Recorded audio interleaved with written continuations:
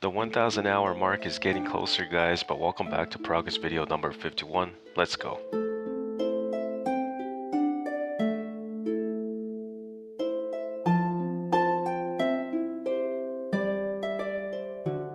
Once this progress video is over, I will only be 25 hours from achieving my goal of 1000 hours. After my 1000 hour journey is over, I will continue on my F2P UIM to play, but videos will no longer be titled progress videos anymore. If I do upload a video to the channel, actually let me rephrase that, because it's not if, I will be uploading still. I may even start on a 99 finally and upload videos about that. All I know is that this channel will still be active even after the series is over.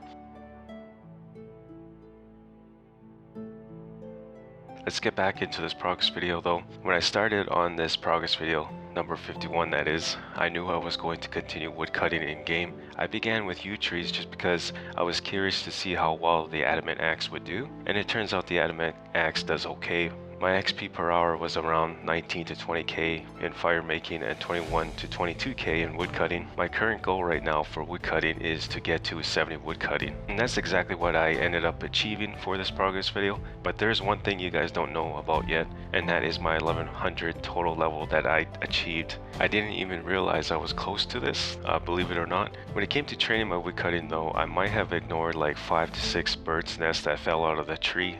These are basically beginner clue scrolls. I'm sure a lot of you already know that. I felt like completing a couple of these, so I started picking up the bird's nests because I have a goal that I made for myself. So I will be completing a couple of these throughout today's progress video. Since I'm talking about beginner clue scrolls, I actually would like to talk about them. When it comes to being an F2P UIM,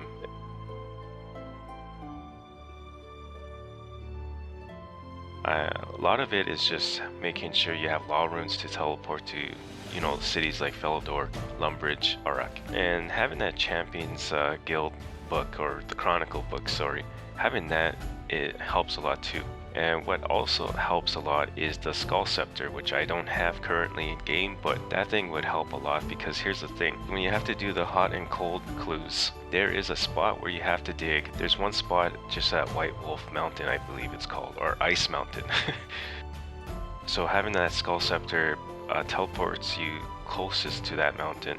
Again, I just wanted to talk just a little bit about that. I spent about 6 hours at Maple Trees training my woodcutting and firemaking, and I totally forgot to record the XP per hour. From what I remember, I think the XP for woodcutting was 24 to 25k, and the XP for firemaking was about 30 something k.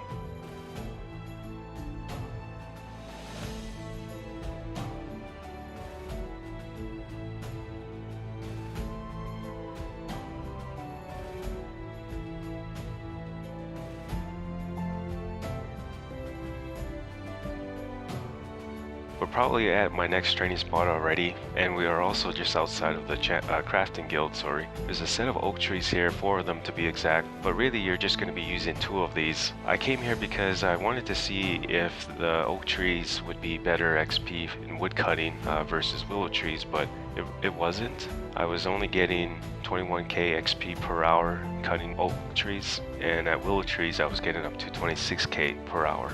But the one thing I did enjoy about this spot is the convenience of having another tree just in the distance that I could click on to start my firemaking. And once I was finished, I was only a couple steps from the oak trees again. I believe I ended up recording this for you guys just so you guys know what I'm talking about. And with the adamant axe, my inventory is filling up fast with oak logs.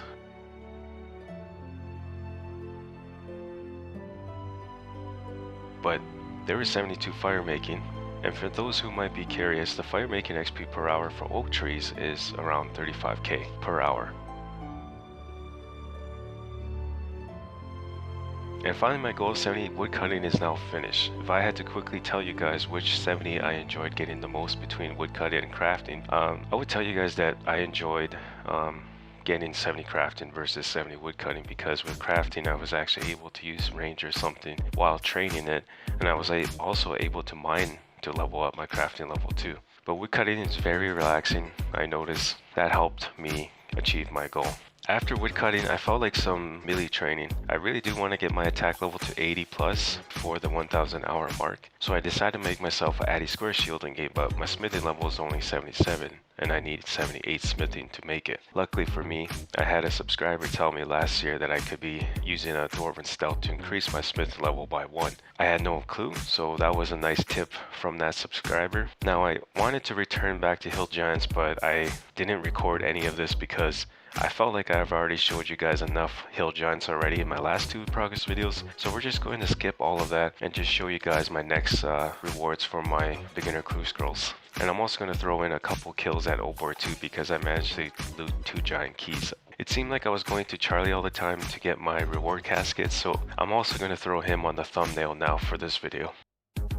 I honestly enjoy training at Hill Giants because it's one of my favorite spots for prayer training, and I also get a decent amount of nature runes and law runes out of it. And I believe this is my last beginner clue scroll for this progress video. 6 law runes aren't bad in my books. But because this progress video is already coming to an end, I want to say thank you to everyone who stopped by today. For my next progress video, unfortunately, it's going to be the last progress video of the series, and it will have 25 hours of progress in it. But you guys all take care, and I'll see you all in my next progress video and my last progress video.